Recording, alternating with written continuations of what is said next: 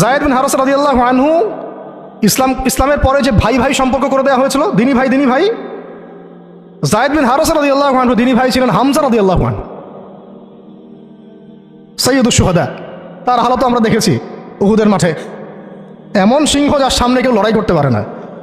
আর আল্লাহর যে সিংহদের সামনে কাফেররা পেরে ওঠে না, পিছন থেকে আঘাত করে, তাকেও পিছন থেকে আঘাত করা হয়েছে। বর্ষা বের হয়ে গেছে নাভির নিচ দিয়ে, ওই অবস্থায় মারতে আসছিলেন তিনি, ওয়াহশী তাকে শহীদ করেছিল। নবী সাল্লাল্লাহু আলাইহি ওয়াসাল্লাম তার লাশ দেখে অঝোর নয়নে কেঁদেছেন, কারণ তার বুকটা চিরে ফেলছিল কাফেররা, চিরে কলিজা বের করার চেষ্টা করছিল, পারে নাই। কলিজা বের করে চিবাই খাওয়ার চেষ্টা করছিল। তাহলে কাফেরদের ক্ষোভ চিন্তা করেন, কাফেররা আমাদের ব্যাপারে কি পরিমাণ ক্ষোভ লালন করে, তারা আমাদের ব্যাপারে কি পরিমাণ ক্ষোভ লালন করে ভিতরে ভিতরে আমরা জানিও না, বুঝিও না। আমরা ওদের সাথে বন্ধুত্ব করতে চাই, ওদেরকে আমাদের নিজেদের আপন মনে করি। ওদের হাতে আমরা আমাদের দিনী ভাইদেরকে উঠাই দিই, বোনদেরকে উঠাই দেই, আপনজনদেরকে উঠাই দেই। হামজা রাদিয়াল্লাহু আনহুর এরকম হালত। তার দিনী ভাই ছিলেন যায়েদ বিন হারেসা রাদিয়াল্লাহু আনহু। বহু ঘটনা আছে, আমি যেটা বলতে চাচ্ছিলাম ওইখান থেকে এদিকে চলে আসছি। এরপরে নবী সাল্লাল্লাহু আলাইহি ওয়াসাল্লাম তায়েফের একটা আঙ্গুর বাগানে প্রবেশ করেন, এত ক্ষতবিক্ষত অবস্থায়। আর পাথরের ঢিলকে আপনারা এত তুচ্ছ মনে করেন না, কিন্তু এটা কিন্তু এত তুচ্ছ বিষয় না, কিন্তু ঠিক যন্ত্রণাদায়ক বিষয়। তার মধ্যে বললাম তার আপন মানুষ, কাছের মানুষ। আঙ্গুর বাগানে যাওয়ার পরে ওখানে আদ্দাস রাদিয়াল্লাহু আনহু, আদ্দাস নামে একজন বাগানের দেখভালকারী ছিল। এই বাগান ছিল আবার উতবা এবং শাইবার, বড় আঙ্গুর বাগান। এখানে ঘটনা ঘটে গেল, নবী সাল্লাল্লাহু আলাইহি ওয়াসাল্লাম বসে আছেন, জুতা খোলার চেষ্টা করছেন, এবং আদ্দাস তিনি এসে একটু খেজুর দিয়েছেন। মায়া লাগছে তার, আহারে লোকটাকে এইভাবে মারলো, মানুষটাকে এইভাবে মারলো। তো কিছুই চাচ্ছে না, কিছুই বলে নাই, খালি বলছে এক আল্লাহর ইবাদত করো, আর কিছু চাইছে নাকি? তো এক আল্লাহর ইবাদত করো বললো, বাস তাই বাস এইভাবে মারলো। আর মানবে না তো মারলো কেন? ও বেচারের কাছে খারাপ লাগছে, দাওয়াত কবুল করবে না তো মারলো কেন? লাঞ্ছিত করার কি দরকার ছিল? কবুল না করলে চলে যাবে, বা কবুল না করলে তারা ফিরাই দিবে, মারার কি দরকার আছে? তার মায়া লাগছে খুব। সে এসে কিছু খেজুর দিছে খাইতে, পানি দিছে খাইতে। ওই অবস্থায় নবী সাল্লাল্লাহু আলাইহি ওয়াসাল্লাম পানির গ্লাস নিয়ে খেজুর নিয়ে বিসমিল্লাহির রহমানির রহিম, বিসমিল্লাহ বলছেন। বিসমিল্লাহ শুনে সে আদ্দাস, তার খুব ভালো লাগছে যে এই শব্দটা আপনি কোথা থেকে পেলেন। তো নবীজি তাকে জিজ্ঞাসা করছেন, তোমার নাম কি? আদ্দাস। কোথায় থাকো? আমি নিনওয়ার নামক একটা জায়গা থেকে আসছি। এটা শুনে নবী সাল্লাল্লাহু আলাইহি ওয়াসাল্লাম বলছেন যে, ও আচ্ছা, তার মানে তুমি আমার ভাই ইউনুসের এলাকার মানুষ, তুমি আমার ভাই ইউনুসের এলাকার মানুষ। আচ্ছা, আপনি কীভাবে ইউনুসকে চিনেন? ইউনুস আমার ভাই, নবীগণ সবাই বৈমাত্রিক ভাই, আমি আল্লাহ রসুল, সেও আল্লাহ নবী। তখন তিনি ইসলাম কবুল করেন। আদ্দাস রাদিয়াল্লাহু, তার নামে ওখানে এখন মসজিদ আছে। হ্যাঁ, ওখানে আপনারা গিয়ে দেখবেন মসজিদ আছে। এই জায়গায় যায়েদ বিন হারেসা রাদিয়াল্লাহু আনহুর ভূমিকাটা দেখেন। এবার নবী সাল্লাল্লাহু আলাইহি ওয়াসাল্লাম ওই জায়গায় বসে দোয়া করতেছেন। এটা শেষ অংশ, দোয়া করতেছেন। এই দোয়ার লফজ যদি আরবি থেকে আরবি বুঝতে পারতেন, তাহলে মানে আমার এতগুলো কথা বলা সার্থক হতো। আর মানে আমি যদি মানুষকে এই দোয়ার শব্দগুলোর অর্থ বুঝাতে পারতাম, ওই ক্ষমতা যদি আমার থাকতো, আমার মনে হয় না এই ক্ষমতা কোনো ওলামায়ে কেরামের আছে। আমার মনে হয় না এই ক্ষমতা কোনো ওলামায়ে কেরামের আছে যে এই দোয়ার শব্দগুলো আওয়ামকে বুঝাই দিবে, এক্স্যাক্টলি সেই ফিলিংস এবং ইমোশন বুঝাবে, এমন ক্ষমতা আমাদের কাউকে দেওয়া হয় নাই। শুধু এই অনুভূতিগুলো বোঝার জন্য হলেও আরবি শেখা দরকার আপনাদের, আমাদের সবারই। এগুলো অনুভূতিগুলো বোঝার জন্য হলেও আমাদের আরবি শেখা দরকার। মোনাজাতে মাকবুল কিতাবেও দোয়াটা আছে। নবী সাল্লাল্লাহু আলাইহি ওয়াসাল্লাম রক্তাক্ত অবস্থায়, ক্ষতবিক্ষত অবস্থায়, তার পাশে যায়েদ ইবনে হারেসা রাদিয়াল্লাহু আনহু, তারা আল্লাহ রাব্বুল আলামিনের কাছে দোয়া করতেছেন। এই দোয়াটার নাম হচ্ছে মাজলুমের দোয়া, দুর্বলের দোয়া। কিসের দোয়া? দুর্বলের দোয়া। দোয়ার শব্দগুলো এমন ছিল, আল্লাহুম্মা ইন্নাকা তাসমাউ কালামি, আল্লাহুম্মা ইন্নাকা তাসমাউ কালামি, হে আল্লাহ, নিশ্চয়ই আপনি আমার কথা শুনছেন। আমাদের নবীজি বলছেন, আল্লাহুম্মা ইন্নাকা তাসমাউ কালামি, আল্লাহ আপনি নিশ্চয়ই আমার কথা শুনছেন। ওয়া তারা মাকানি, এবং আমার যে মাকান, আমার অবস্থা আপনি দেখছেন। ওয়া তা'লামু সিররি ওয়া আলানিয়াতি, আল্লাহ আপনি আমার বাহিরের অবস্থাও জানেন ভিতরের অবস্থাও জানেন। আমার বাহিরের হালত আপনি জানেন, ভিতরের হালত আপনি জানেন, প্রকাশ্য অবস্থা আপনি জানেন, গোপন অবস্থা আপনি জানেন। তাআলামু সিররি ওয়া আলানিয়াতি লা ইয়াখফা আলাইকা শাইউম মিন আমরি। আমার কোনো কাজই আপনার কাছে গোপন না। আসলে আমার কি হালত, কি অবস্থা, আমার উপর দিয়ে কি গেছে, কি গেল, কি প্রকাশ্য, কি গোপন, কি সত্য, কি মিথ্যা, আল্লাহ আপনি সব জানেন। বলা কথা না বলা কথা সব আপনি জানেন। তাআলামু সিররি ওয়া আলানিয়াতি লা ইয়াখফা আলাইকা শাইউম মিন আমরি। এরপরে নবীজি বলছেন ওয়া আনাল বাঈসুল ফাকিরুল মুস্তাগীথুল মুস্তাজির আল ওয়াজিলুল মুশফিকুল মুকির আল মু'তারিফু বিযামবি। এক একটা শব্দ কীভাবে বুঝাবো আপনাদেরকে, আমার কাছে ভাষা নাই। আল্লাহ আমি দুর্দশাগ্রস্ত, আমি ফকির, আমি জিল্লতির শিকার, আমার অপরাধ আমি চিনতে পেরেছি। মানে এমন এমন শব্দ যেটা একজন নবী ছাড়া কারো মুখ দিয়ে বের হওয়া সম্ভব না। এমন এমন শব্দ যেটা ওহী ছাড়া সম্ভব না। আসআলুকা মাসআলাতাল মিসকিন, মিসকিনরা যেভাবে তোমার কাছে চায় আল্লাহ আমি সেভাবে তোমার কাছে চাচ্ছি। ওয়া আবতাহিলু ইলাইকা ইবতিহালাল মুযনিবিয যালিল, একজন মানুষকে যখন অপদস্থ লাঞ্ছিত করা হচ্ছে সেই মানুষ যেভাবে আপনার কাছে চায় আমি সেইভাবে আপনার কাছে চাচ্ছি। আরও অনেক শব্দ আছে, মাঝখানে লাইন আছে। একটা জায়গায় আছে অনেক বড় দোয়া, আল্লাহুম্মা ইয়া খায়রাল মাসউলিন ইয়া খায়রাল মু'তিন ইলাইকা আশকু দু'ফা কুওয়াতি। এই অংশটা সব কিতাবেই আছে সিরাতের। আল্লাহুম্মা ইলাইকা আশকু দু'ফা কুওয়াতি, আল্লাহ আমি তোমার কাছে আমার শক্তির অক্ষমতা প্রকাশ করতেছি। মানে আমার তো শক্তি নাই এখন, তাই পাশে আমার সাথে এগুলো করলো, আমার তো শক্তি নাই এখন, আমার এই শক্তির অক্ষমতা আল্লাহ আমি তোমার কাছে প্রকাশ করতেছি।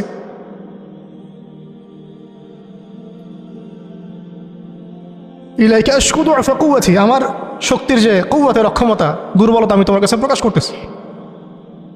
ওয়া কিল্লাতা হিলাতি, ওয়া কিল্লাতা হিলাতি, এই যে সহনশীলতা, এই সয়ে নেওয়ার যে ক্ষমতার যে ঘাটতি, এগুলো আমি তোমার কাছে পেশ করতেছি। ওয়া হাওয়ানি আলান নাস, ওয়া হাওয়ানি আলান নাস, আর এই যে পুরো মানুষ, তায়েফের পুরো মানুষ আমার সাথে যা করলো, তাদের সাথে লড়াই করার যে আমার অক্ষমতা, বা তাদেরকে বুঝানোর যে অক্ষমতা আমার, তাদেরকে যে আমি বুঝাতে পারতেছি না, এটা যে আমার অক্ষমতা, এই হালত আমি তোমার কাছে পেশ করতেছি। আল্লাহুম্মা ইলাইকা আশকু দু'ফা কুওয়াতি ওয়া কিল্লাতা হিলাতি ওয়া হাওয়ানি আলান নাস। কি শব্দ! বলছি ইলা মান তাকিলুনি, আল্লাহুম্মা ইলা মান তাকিলুনি, আল্লাহ তুমি আমাকে কাদের হাতে ন্যস্ত করলা, আল্লাহ তুমি আমাকে কাদের হাতে ন্যস্ত করলা। ইলা আদুইন বাঈদিন ইয়াতাহাজ্জামুনি, আমাকে ঘর থেকে এত দূরে এনে, সেই মক্কা থেকে কত দূরে, আমাকে ঘর থেকে এত দূরে নিয়ে এসে আল্লাহ তুমি তোমার শত্রুদের হাতে আমাকে ন্যস্ত করলা। ইয়াতাহাজ্জামুনি, যারা চতুর্দিক থেকে আমাকে পাথর মারতেছে। কি আবেগ দোয়ার মধ্যে, কি ভাষা, কি লাফজ! ইলা আদুইন বাঈদিন ইয়াতাহাজ্জামুনি, তুমি আমাকে আল্লাহ ঘর থেকে বের করে এত দূরে নিয়ে আসলা, শত্রুদের হাতে সোপর্দ করলা, তারা আমাকে চতুর্দিক থেকে পাথর মারতেছে।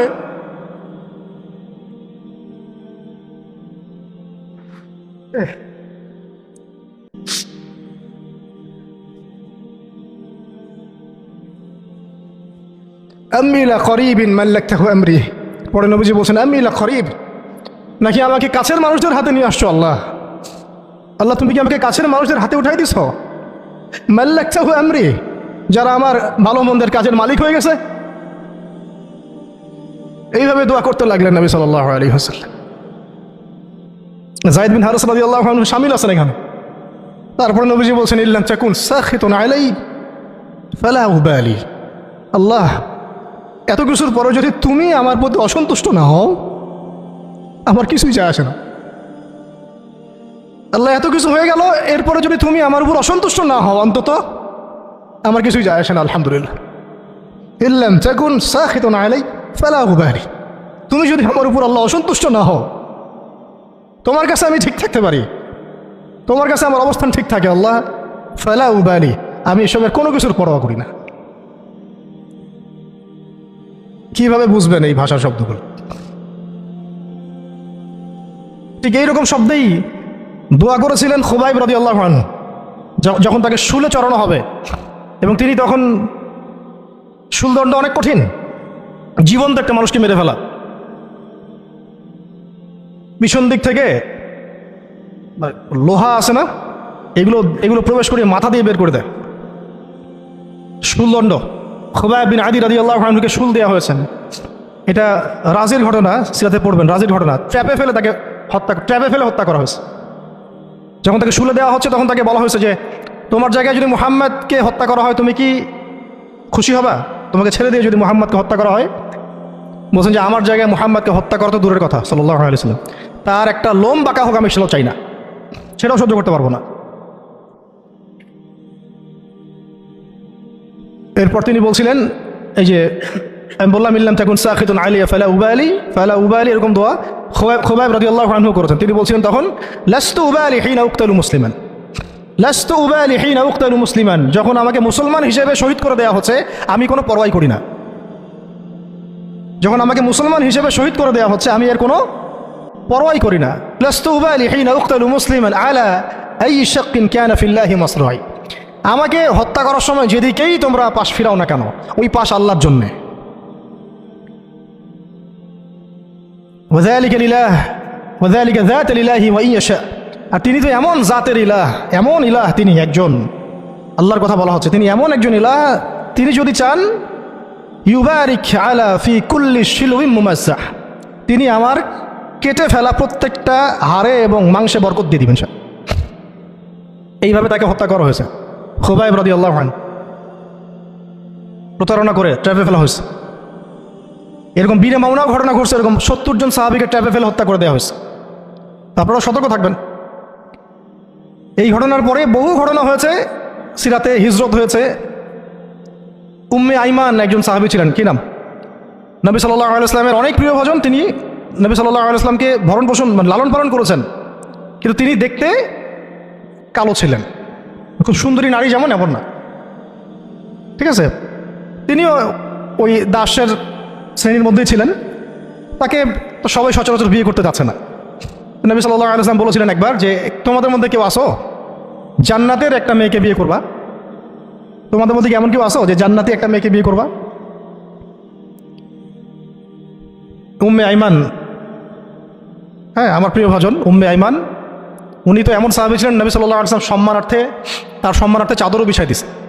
উম্মে আইমান, আমি একটু ভুল হইতে পারি জায়গাটা, আপনারা একটু দেখে নিন। তো নবী সাল্লাল্লাহু আলাইহি ওয়াসাল্লাম যখন উম্মে আইমানের কথা বলেছেন তখন অনেকেই দাঁড়ায় নাই বিয়ে করার জন্যে। তো যায়েদ বিন হারেসা রাদিয়াল্লাহু আনহু দাঁড়িয়েছে, আমি বিয়ে করব। যায়েদ বিন হারেসা রাদিয়াল্লাহু আনহু নবী সাল্লাল্লাহু আলাইহি ওয়াসাল্লামের এই আদেশ পালনার্থে একজন জান্নাতি নারীকে বিয়ে করেছেন, উম্মে আইমান, এবং তার গর্ভ থেকেই সন্তান জন্ম নিয়েছে উসামা বিন যায়েদ। ওই যার ব্যাপারে নবীজি শেষে বললেন যে উসামা, ওকে আমি ভালোবাসি, তার বাবাকে আমি ভালোবাসতাম। আরও একটা ঘটনা আছে, উসামা বিন যায়েদ রাদিয়াল্লাহু আনহুকে যখন আবু বকর রাদিয়াল্লাহু আনহু আবার মিশনে পাঠাচ্ছিলেন, কোন মিশনটা যেটা অসমাপ্ত ছিল, নবী সাল্লাল্লাহু আলাইহি ওয়াসাল্লামের ইন্তেকালের সময় ওই মিশনটা থেকে তারা ফিরে আসেন। পরে আবু বকর রাদিয়াল্লাহু আনহু আবার এই জায়েশ পাঠান জুরফ নামক জায়গায় রোমানদের এগেনস্টে। তো তখন কিছু কিছু সাহাবী আপত্তি তুলছিলেন। তখন আবু বকর রাদিয়াল্লাহু আনহু বলছিলেন যে সাকিলাত উম্মুকা ইবনুল খাত্তাব, হে ওমর তোমার মা তোমাকে হারায় ফেলুক। ওমর রাদিয়াল্লাহু আনহু বলছিলেন যে একটু ভেবে দেখেন, আরও বড় বড় সাহাবীরা আছেন, আনসারী সাহাবীরা আছেন। তখন আবু বকর রাদিয়াল্লাহু আনহু বলছেন যে ইস্তা'মালাহু রাসূলুল্লাহ, তাকে আল্লাহ রাসূল সাল্লাল্লাহু আলাইহি ওয়াসাল্লাম দায়িত্ব দিয়ে গিয়েছিলেন। ওয়া আনতা তা'মুরুনি আন আনজিআহু, আর তুমি আমাকে আদেশ করতেছো যে আমি তাকে স্থলাভিষিক্ত করব?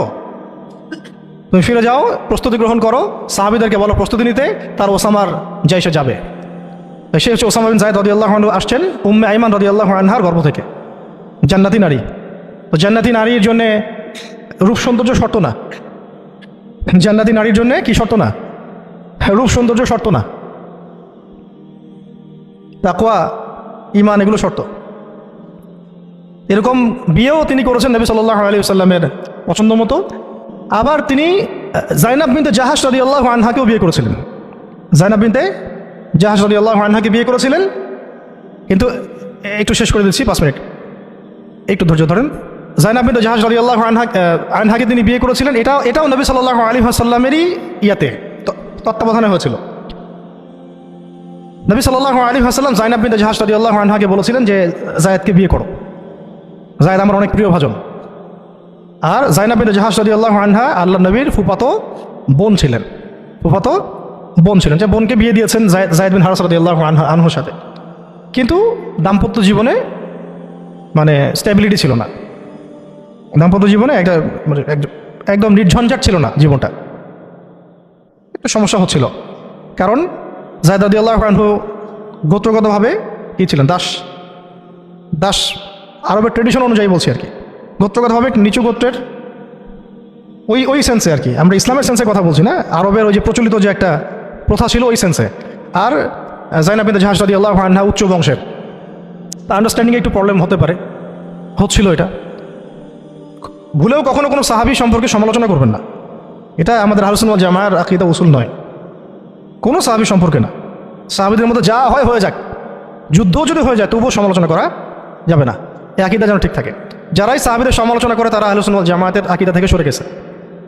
তো এখানে সাহাবীদের কোনো সমালোচনার সুযোগ নাই, কিন্তু দাম্পত্য জীবনে মনোমালিন্য হচ্ছিল, এটা খুব স্বাভাবিক বিষয়। বহু সাহাবীর জীবনে এমন অনেক ঘটনাই ঘটেছে, একাধিক বিয়ে, একাধিক তালাক, একাধিক অনেক কিছু হয়েছে। মানুষ হতে পারে, কখনো ভ্যালিড কারণ থাকতে পারে, কখনো মানুষ শয়তানের প্ররোচনা থাকতে পারে, কখনো জিন শয়তানের প্ররোচনা থাকতে পারে, কখনো আরও অন্য কিছু হতে পারে। তো যাই হোক, এখন তালাক হয়ে গেছে। যায়েদ বিন হারেস রাদিয়াল্লাহু আনহু যায়েনাব বিনতে জাহাশ রাদিয়াল্লাহু আনহাকে তালাক দিয়ে দিয়েছে। এরপরে নবী সাল্লাল্লাহু আলাইহি ওয়াসাল্লাম বিয়ে করেছেন যায়েনাব বিনতে জাহাশ রাদিয়াল্লাহু আনহাকে। এইটা নিয়ে আরবের মধ্যে একটু কথা সরাসরি হচ্ছিল যে পালক পুত্রের স্ত্রীকে বিয়ে করেছে, আরবের মানুষ এটা নিয়ে কানাঘোষা করছিল। তখন আল্লাহ রাব্বুল আলামিন আয়াত নাজিল করেছিলেন, সূরা আহজাবের মধ্যে আছে, মুহাম্মদ সাল্লাল্লাহু আলাইহি ওয়াসাল্লাম তোমাদের মধ্যে কোনো পুরুষের পিতা নন, মা কানা মুহাম্মাদুন আবা আহাদিম মির রিজালিকুম ওয়ালাকিন রাসূলুল্লাহি ওয়া খাতামান নবিয়্যিন। আর এই সূরার মধ্যেই মনে হয় 37 নম্বর আয়াতে, 36 বা 37 নম্বর আয়াতের দিকে যায়েদ রাদিয়াল্লাহু আনহুর এই ঘটনা আছে। যখন যায়েদ তালাক দিল, তুমি চক্ষু লজ্জা করলে, মানুষকে লজ্জা করলে, কিন্তু আল্লাহ রাব্বুল আলামিন বিধানদাতা, তিনি বিধান দিলেন যে পালক পুত্রের বিষয়টা আরবরা যেভাবে ডিল করে সেটা আল্লাহ রাব্বুল আলামিনের ওহী নয় বা আল্লাহ পাকের বিধান নয়। বিস্তারিত পড়তে পারবেন। তো এটাও একটা ঘটনা ঘটে গিয়েছিল। এরপর শেষ কথা হলো, শেষ যেটা পয়েন্ট সেটা হচ্ছে এরপরে অষ্টম হিজরতের অষ্টম বছর একটা বিশাল ঘটনা ঘটে গেল যে একজন সাহাবী, তার নাম হারিস বিন উমাইয়া, নাম কি? হারিস বিন উমাইয়া। তাকে নবী সাল্লাল্লাহু আলাইহি ওয়াসাল্লাম চিঠি দিয়েছেন, একটা চিঠি দিয়ে, শেষ অংশ, চিঠি দিয়ে তিনি পাঠিয়েছেন, যাও গাসসান নামক জায়গায় যাও। কোথায়? গাসসান। এটা জর্ডান আছে না, জর্ডান, এই জর্ডানের একটা জায়গা হলো গাসসান। এই গাসসান নামক জায়গায় যাও, সেখানে একজন গভর্নর আছে, তার নাম সুরাহাবিল। কি নাম? তাকে পত্রটা দিবা, দিয়ে ইসলাম কবুল করতে বলবা। তো হারিস বিন উমাইয়া রাদিয়াল্লাহু আনহু গিয়েছেন। এবার এরা এত বেশি উদ্ধত ছিল, সাহাবীকে ধরে হত্যা করে দিয়েছে। নাউজুবিল্লাহ। তিনি কিন্তু রাষ্ট্রদূতকে হত্যা করা জঘন্য অপরাধ, এমনিতেই অপরাধ, তার মধ্যে রাসূলের রাষ্ট্রদূত সাহাবী, তিনি, তাকে এভাবে হত্যা করে দেওয়া হলো। কয়জন সাহাবীকে হত্যা করলো? কয়জন? এর আগে আমি একটা ঘটনা বলছিলাম না, বনু কাইনুকার ঘটনা। একজন নারী সাহাবীকে টিজ করেছিল, আরেকজন সাহাবী প্রতিবাদ করেছিলেন, সেই সাহাবীকে মেরে ফেলা হয়, হত্যা করা হয়, শহীদ করা হয়। নবী সাল্লাল্লাহু আলাইহি ওয়াসাল্লাম পুরা বনু কাইনুকার সাথে যুদ্ধ করেছেন। এখানেও দেখেন একজন সাহাবী হারিস বিন উমাইয়া রাদিয়াল্লাহু আনহুকে হত্যা করা হলো। এবার নবী সাল্লাল্লাহু আলাইহি ওয়াসাল্লাম 3000 সেনাবাহিনী গঠন করলেন। কত হাজার? আচ্ছা, এখন শুনেন, আমি একটা দলিল দিতে চাইলাম যে দেখেন, সারা বিশ্বে চায়নার কথা বলেন, সিরিয়ার কথা বলেন, রোহিঙ্গাদের কথা বলেন, আরাকানের কথা বলেন, আপনি কাশ্মীরের কথা বলেন, আফগানের কথা বলেন, তারপরে এই যে আফ্রিকার কন্টিনেন্টের কথা বলেন, আফ্রিকা, মালি, নাইজেরিয়া, সোমালিয়া, আর মধ্যপ্রাচ্যের কথা কি বলবো, Yemen, Libya, Jordan, Lebanon, Palestine, Gaza, এই সারা বিশ্বে যত মুসলমান আছে তাদের মধ্যে কত লক্ষ মুসলমানকে হত্যা করার পরেও এই সিদ্ধান্ত এখন উম্মাগতভাবে আমরা নিতে পারি নাই, যেটা নবী সাল্লাল্লাহু আলাইহি ওয়াসাল্লাম বনু কাইনুকার এগেনস্টে নিয়েছিলেন আর এই রোমানদের এগেনস্টে নিয়েছিলেন। একজন নারী সাহাবীকে শ্লীলতাহানি করা, আর একজন সাহাবী তাকে বাঁচাতে এসে তার পক্ষে প্রতিবাদ করায় তাকে হত্যা করা, এবং নবী সাল্লাল্লাহু আলাইহি ওয়াসাল্লাম পুরা বনু কাইনুকাকে উচ্ছেদ করলেন। এখানে সুরাহবিল সুরাহাবিল কি করেছে? একজন সাহাবীকে হত্যা করেছে রাষ্ট্রদূত হারিস বিন উমাইয়া। নবী সাল্লাল্লাহু আলাইহি ওয়াসাল্লাম 3000 সৈন্য পাঠিয়ে দিচ্ছেন। আর এখন উম্মার দিকে তাকান, যে রাষ্ট্রগুলোর কথা আমি বললাম আমাদের সহ সব জায়গায়, আমাদেরটা অন্যভাবে ডিল করি আমরা, বাইরের সব রাষ্ট্রগুলো, এই রাষ্ট্রগুলোতে কত হাজার সৈন্য না, কত হাজার নিরপরাধ মুসলিমকে হত্যা করা হয়েছে। সংখ্যাটা কি হাজারে না লাখে? কত হাজার বা লাখ বাচ্চাদেরকে হত্যা করা হয়েছে, কত হাজার বা লাখ মা বোনদেরকে হত্যা এবং ধর্ষণ করা হয়েছে। তারপরে উম্মাগতভাবে আমরা এখন এই সিদ্ধান্তে আসতে পারি নাই, যে সিদ্ধান্ত নবী সাল্লাল্লাহু আলাইহি ওয়াসাল্লাম তাৎক্ষণিক নিয়ে ফেললেন। আমার রাষ্ট্রদূতকে হত্যা করেছে, 3000 সৈন্য রেডি, এবং তারা কিন্তু সুপার পাওয়ার। রোমানরা তখন কি সুপার পাওয়ার, এটা দেখারও সময় নাই যে তার কাছে কি অস্ত্র আছে, তাদের ক্ষমতা কতটুকু, তাদের কাছে কি আছে, তাদের সৈন্য সংখ্যা কত, আয়তন সংখ্যা কত, ওদের অর্থনীতি কত সমৃদ্ধ, কোনো কিছুর পরোয়া সাহাবা কেরাম করেন নাই। 3000 সৈন্য রেডি করে এই বাহিনীর পতাকা হাতে তুলে দিলেন সাহাবী যায়েদ ইবনে হারেসা রাদিয়াল্লাহু আনহু হাতে। কার হাতে? চিন্তা করেন, তায়েফের সাথী, রাসূল সাল্লাল্লাহু আলাইহি ওয়াসাল্লাম প্রিয় ভাজন, তায়েফের সাথী, জান্নাতি নারীকে বিয়ে করেছেন,